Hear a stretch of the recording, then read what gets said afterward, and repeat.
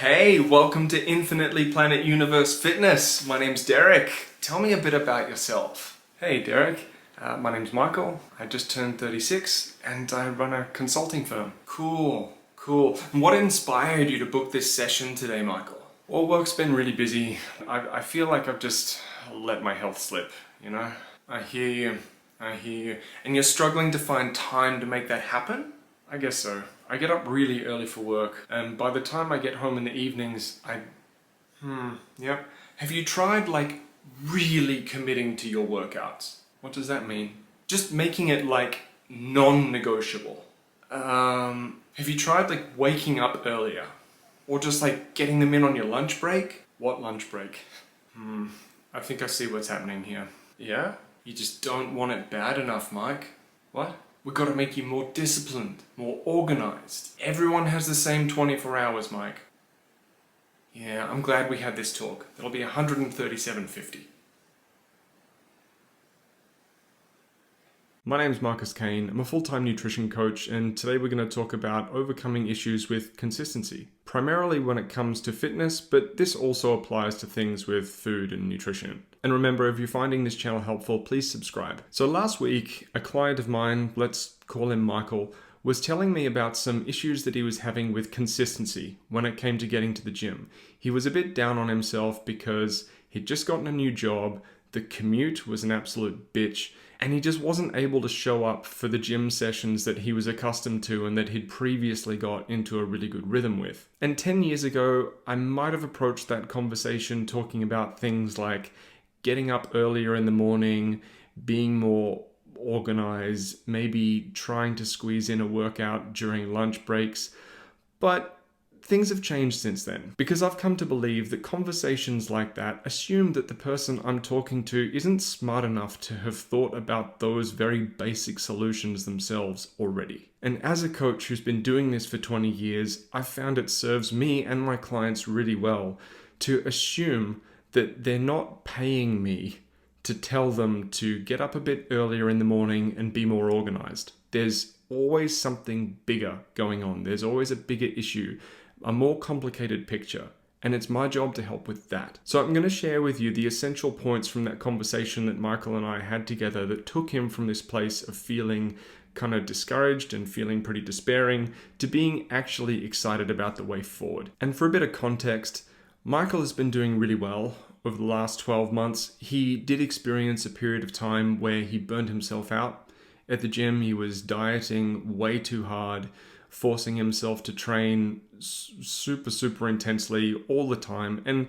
he did kind of burn himself out on that process, went through a period of time, a number of years where he just didn't want anything to do with the gym. So the first thing that we did in this process is reestablish a helpful dynamic with the gym.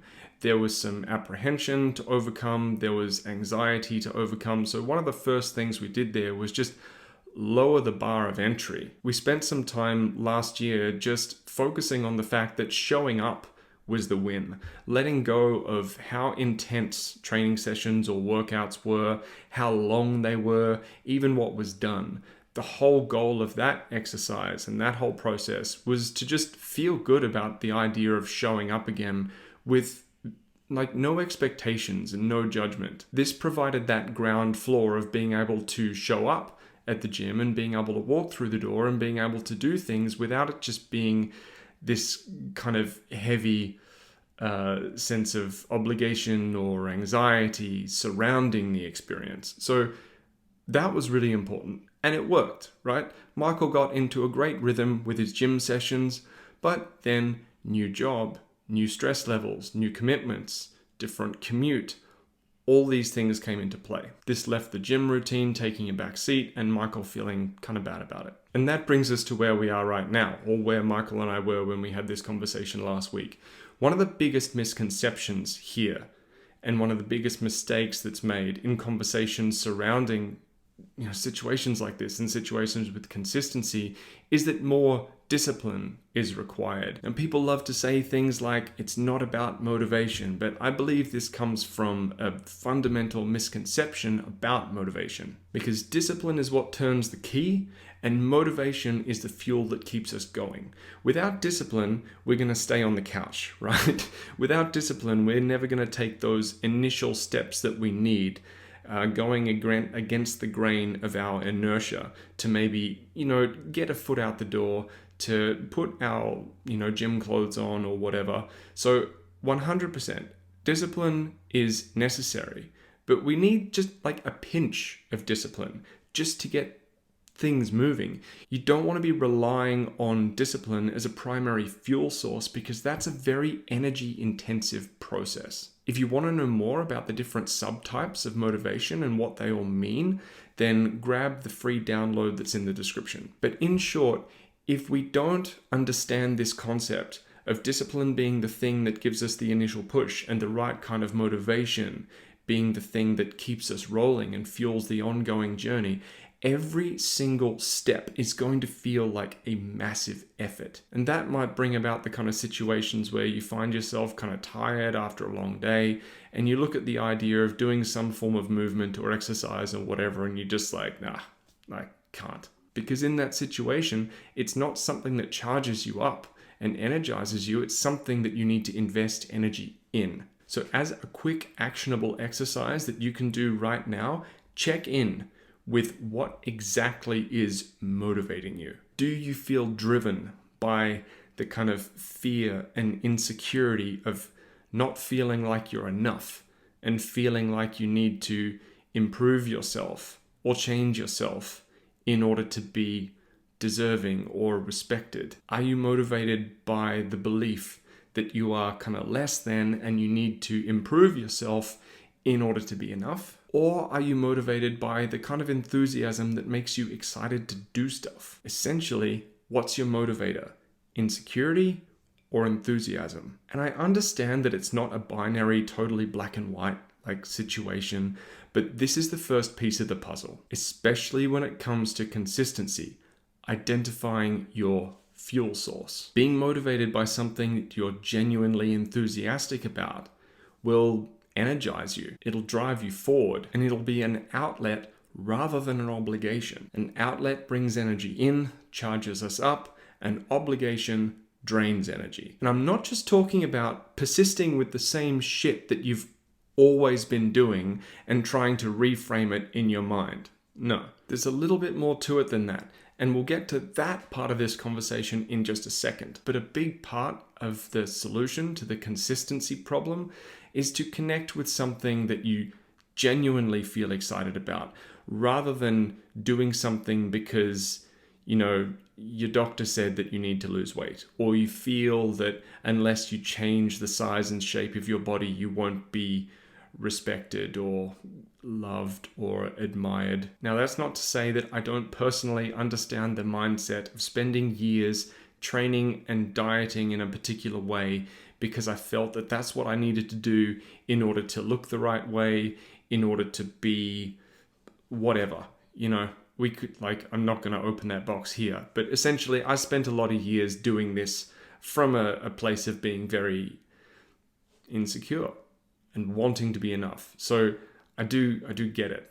This is not a criticism. I've been there and it sucks. The unfortunate reality of processes like that is that not only are they miserable to be a part of, and they're just a bummer in general, then often not sustainable. They only produce temporary results at best. The alternative being a life spent kind of fulfilling what can only be described as an obligation rooted in insecurity. And then, of course, if body image issues are involved, this combination of things is just terrible for our mental health. Now, understand that just because other people like the sets and reps mentality of things that resemble bodybuilding training, that doesn't mean that you have to like it. It doesn't mean that there aren't other options for you. Though it can feel complicated sometimes because people who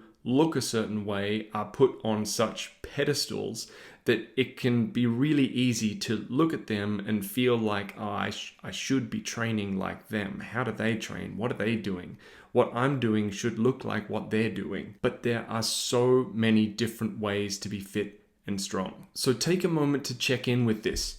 What's your motivator? Insecurity or enthusiasm? And what might be some things that you would be genuinely excited to be able to do with your body? Now, this isn't about how you look, not what would I be excited to look like. Leave that out of it. That's not going to help right now. And when it comes to deciding what you'd be genuinely excited to do or be able to do, I'm talking about genuine excitement, not looking at something and going, oh yeah, that'd be pretty cool. Like, for example, when I look at gymnasts and some of the stuff that they do, I look at guys that use the rings and I'm like, wow, how awesome would it be to be able to hold an iron cross on the rings? Like that'd be cool.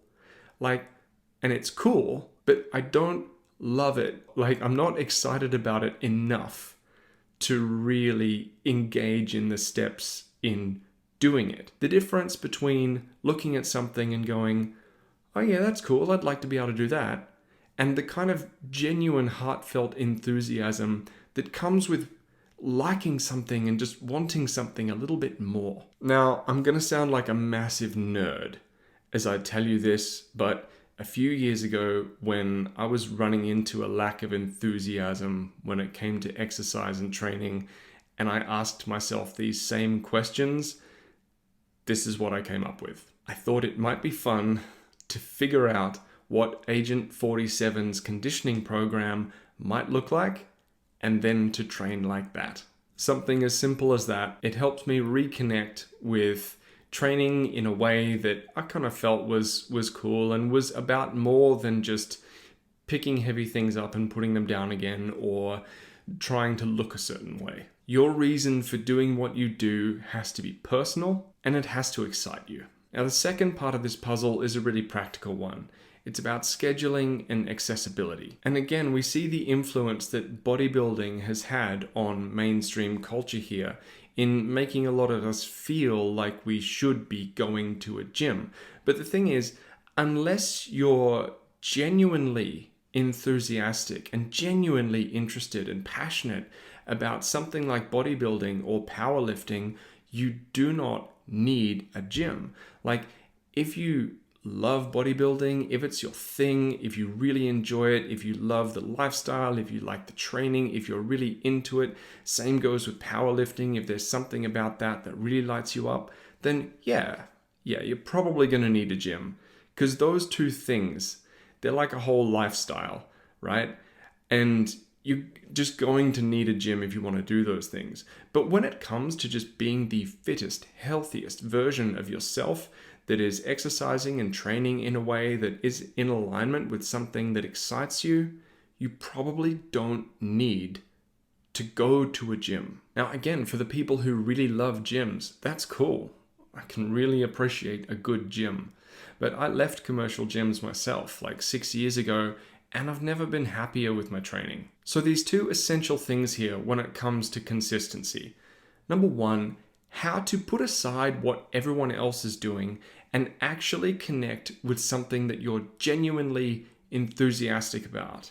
This is so important because that's going to be something that energizes you rather than drains you. It's going to be something that you might look forward to after a busy day, rather than something you look at as just another thing to tick off the list. Connecting with something that is personal to you and meaningful to you is essential. And on a practical level, when we're willing to learn a little bit about strength and conditioning and understand strength and conditioning principles and training principles, rather than just follow along cookie cutter style workouts, this is going to open a universe of possibilities for you in terms of looking at what can be done that can fit your commitments and your lifestyle. In short, your source of motivation, Is it insecurity or enthusiasm? Grab the download in the description if you want to learn a bit more about the subtypes of motivation, which ones you might be leaning on most, and how that might be affecting your process. And get curious about just how many paths might be open to you in terms of how to get where you want to go.